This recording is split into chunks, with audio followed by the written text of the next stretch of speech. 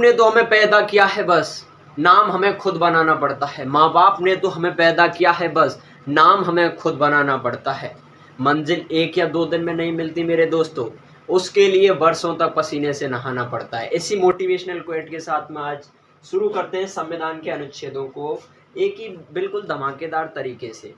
देखिए दोस्तों, होता क्या है कि संविधान के जो अनुच्छेद है, आर्टिकल नंबर फर्स्ट से लेकर 395 अनुच्छेद हैं टोटल, और उन अनुच्छेदों को फिंगर टिप्स पर याद रखना बहुत मुश्किल है। लेकिन जब डियर क्रेजी से चलिए दोस्तों, वही बात मैं रिपीट करूंगा दोस्तों, अगर आपको वीडियो अच्छी लगे तो इसको लाइक करें, अपने फ्रेंड्स के साथ में शेयर करें और चैनल को सब्सक्राइब जरूर करें, क्योंकि इससे मिलती है मेरे को सपोर्ट। देखिए दोस्तों, संविधान के अभी अपन आर्टिकल नंबर फर्स्ट से 35 आर्टिकल तक कंप्लीट करने वाले हैं। लेकिन दोस्तों याद रखना, इसके लिए आपको बिल्कुल दिमाग और दिल वीडियो पर लगानी पड़ेगी, और जब तक आप बिल्कुल फोकस करके वीडियो पर नहीं बैठेंगे, है ना, तब तक कुछ नहीं होने वाला है। तो चलिए शुरू करते हैं।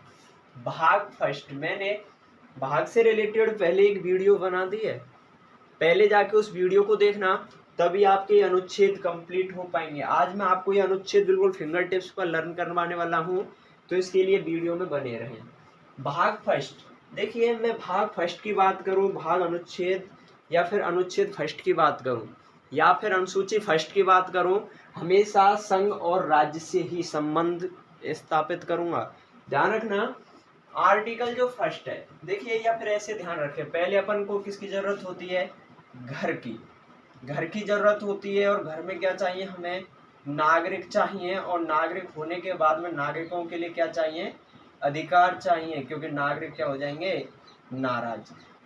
ठीक है, तो पहले हमें क्या चाहिए? घर। तो पहले घर का निर्माण कर लेते हैं भाग फर्स्ट में।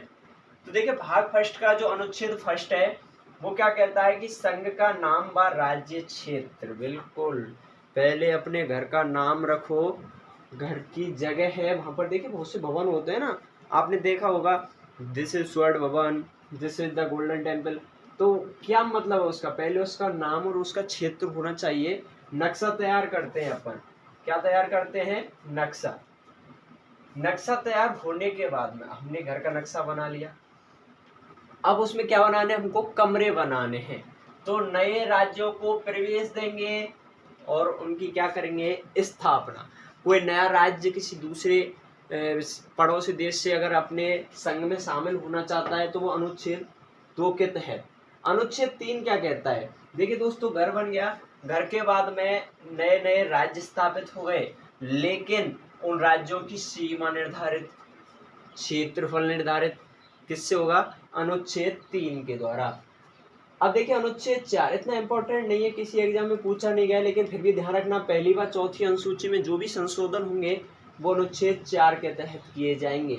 भाग 1 में दोस्तों अपना घर बनकर तैयार हो गया। भाग 2 में अपन क्या करते हैं? नागरिक। अब भाई घर तो बन गया, लेकिन घर घर कब होता है? जब उसमें नागरिक होते हैं। तो हम क्या करते हैं? नागरिकों को बुलाते हैं। चलिए दोस्तों, तो जो भाग 2 है, भाग 2 में हमने शामिल किया नागरिकों को। इसमें जो आर्टिकल 4 अपने भाग 1 में कंप्लीट हो गए, अब बाकी की जो आर्टिकल है, आर्टिकल नंबर 11 तक किसमें है? भाग नंबर 2 में। तो संविधान के प्रारंभ में नागरिकता। अब भाई देखो, हाँ नागरिकता तो है, लेकिन संविधान के प्रारंभ में जो, जैसे कि मैं रह रहा हूँ, मेरे लिए नागरिकता कहाँ है? अनुच्छेद 5 के तहत। अनुच्छेद 5 के तहत मेरे लिए जो नागरिकता वो कहाँ से मिल रही है? अनुच्छेद 5 में, कि मैं कहाँ हूँ? भारत का नागरिक हूँ। भारत के नागरिक के लिए जो भी योग्यता है भाग सेकंड में शामिल की गई है। तो भाई मैं भारतीय हूँ, किसके से तहत कह रहा हूँ मैं? अनुच्छेद 5 के तहत। चलिए, अनुच्छेद 6 क्या कहता है? जो देखिए ध्यान कैसे रखना है कि पहले मैं था, अभी हमको पाकिस्तान से भारत के लिए लेके आना है। कुछ लोग थे जो संविधान, अपना देश आजाद हो गया उसके बाद में पाकिस्तान से भागकर कहाँ आए थे? भारत आए थे। तो पाकिस्तान से भारत के लिए आ गए अनुच्छेद 6 में। अभी बात करने वाले अनुच्छेद 7 की। अनुच्छेद 7 में देखिए, पाकिस्तान से भारत तो आ गए, लेकिन कुछ लोग ऐसे भी थे जो भारत से कहाँ गए थे? पाकिस्तान भागकर। तो अनुच्छेद 7 में पाकिस्तान के लिए जिन लोगों ने प्रोविजन किया था, उनकी नागरिकता अगर वो बना के रखना चाहते हैं तो उसके कुछ रूल्स हैं, नष्ट करना चाहते हैं तो ये उसके रूल्स हैं अनुच्छेद 7 में। तो अनुच्छेद 7 के तहत भारत से साथ छूट गया जिन लोगों का पाकिस्तान के लिए, ठीक है। हाँ, ये तो बात हुई अपने प्रतिद्वंदी। भाई देखो, जहां भी भारत की बात होती है पाकिस्तान का नाम जरूर आता है, ठीक है। अभी बात करते हैं अनुच्छेद 8 की। तो भारतीय मूल के व्यक्तियों की जो नागरिकता है, हाँ दोस्तों देखिए, हमारे यहाँ से बहुत से लोग दूसरे देशों में रह रहे हैं, लेकिन वो है कैसे, भारतीय मूल के लोग हैं, उनकी नागरिकता अभी भी बनी हुई है, अगर वो चाहें तो भारत वापस आ सकते हैं। तो उन लोगों के लिए जो नागरिकता के प्रावधान है वो अनुच्छेद 8 में किए गए हैं। अनुच्छेद 9 की अगर मैं बात करता हूँ दोस्तों, तो अन्य राज्य की नागरिकता अगर किसी व्यक्ति ने स्वेच्छा से अपना ली है तो उसकी नागरिकता स्वतः कैसी हो जाती है, नष्ट। कौन कहता है, अनुच्छेद 9। अगर देखिए मैं किसी अन्य राज्य की नागरिकता को अपना लेता हूँ तो मेरी जो नागरिकता यहाँ की बनी हुई है वो क्या हो जाएगी, नष्ट हो जाएगी। वो क्या कहता है, अनुच्छेद नंबर 9। अनुच्छेद अगर मैं 10 की बात करूं तो देखिए अनुच्छेद 10 में नागरिकता के जो अधिकार हैं अपने अधिकार बने रहेंगे। ये क्या कहता है, अनुच्छेद नंबर 10 कहता है। 10 अब करो बस। बस का मतलब क्या है कि उन अधिकारों का क्या नहीं हो सकता है, हनन नहीं हो सकता है। ये कहता है आर्टिकल नंबर 10। अंतिम जो आर्टिकल है भाग नंबर 2 का, वो क्या है, संसद द्वारा जो नागरिकता के अधिकार है उनका विधि के द्वारा किया जा सकता है, विनियम किया जा सकता है, परिवर्तन किया जा सकता है, लेकिन किसके द्वारा, विधि के द्वारा। ये कौन कहता है, अनुच्छेद नंबर 11। देखो, नागरिकता के जो अधिकार है उनका विनियम किसके द्वारा किया जाता है, संसद के द्वारा किया जाता है। बहुत ज्यादा मोस्ट क्वेश्चन है, नागरिकता के अधिकारों का विनियम किसके द्वारा किया जाता है, संसद के द्वारा। अभी अपन बात कर लेते हैं भाग 3 की।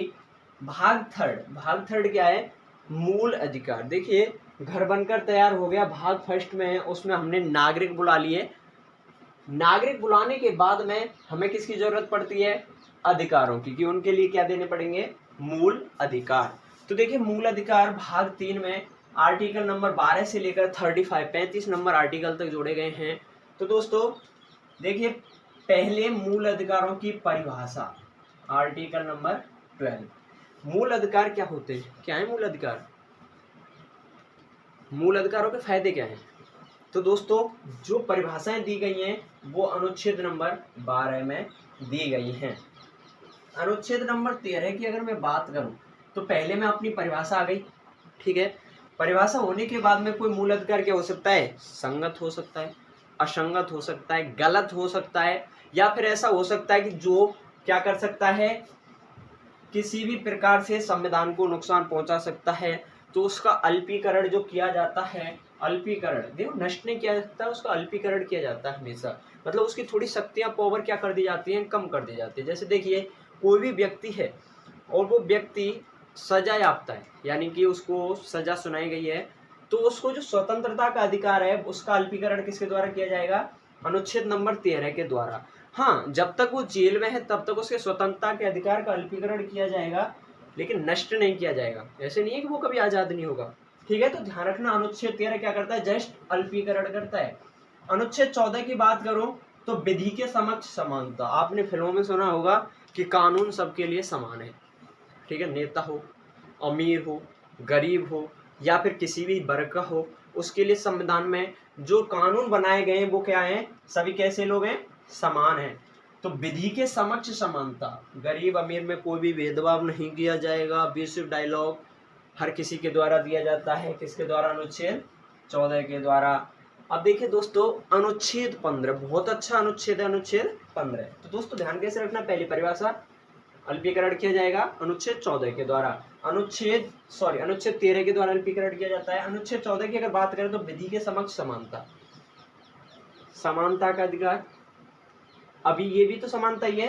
तो ध्यान रखना दोस्तों, धर्म, मूल, वंश, जाति के आधार पर आजकल क्या होता है, आजकल क्या पहले होता था, आज तो संविधान बनकर तैयार हो गया, पहले क्या होता था, कैटेगरी वाइज लोग थे, उनको क्या करते थे, भेदभाव किया जाता था। अब उस भेदभाव को निषेध कर दिया गया है, कोई भी भेदभाव नहीं कर सकता। आर्टिकल नंबर 15 इस बात को कहता है। तो दोस्तों ध्यान रखना, भाग फर्स्ट में संघ और राज्य से संबंधित प्रावधान किए गए हैं, भाग सेकंड में नागरिकता, और भाग थर्ड में मूल अधिकारों को शामिल किया गया है।